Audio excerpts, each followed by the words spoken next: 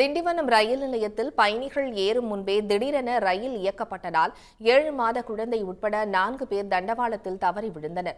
கவனக்குறைவாக செயல்பட்ட ரயில் ஓட்டுநரை கண்டித்து பயணிகள் தண்டவாளத்தில் இறங்கி போராட்டம் நடத்தியதால் பரபரப்பு ஏற்பட்டது. சென்னை எழும்பூரில் இருந்து திருச்செந்தூர் நோக்கி செல்லும் திருச்செந்தூர் விரைவு ரயில் நேற்று மாலை திண்டிவனம் ரயில் நிலையத்தை வந்தடைந்தது. அப்போது 7 மாத குழந்தையுடன் தம்பதி மற்றும் அவர்களின் உறவினர் ஒருவர் ஏற முற்பட்ட போது ரயில் அதற்கு முன்பாக இயக்கப்பட்டது.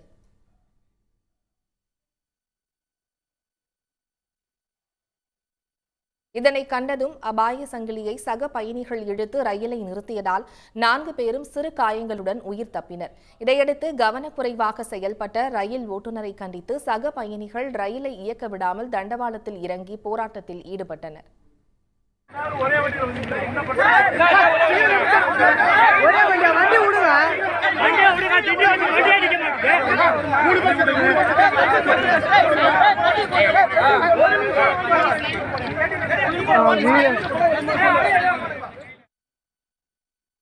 போராட்டம் காரணமாக 15 நிமிடம் தாமதமாக ரயில் புறப்பட்டுச் சென்றது. காயமடைந்தவர்கள் திருவண்ணாமலை மாவட்டம் தெள்ளார் கிராமத்தைச் சேர்ந்த மணிகண்டன், அவரது மனைவி கோமதி, அவர்களது 7 மாத குழந்தை ரித்திகா என்பதும் தெரியவந்துள்ளது.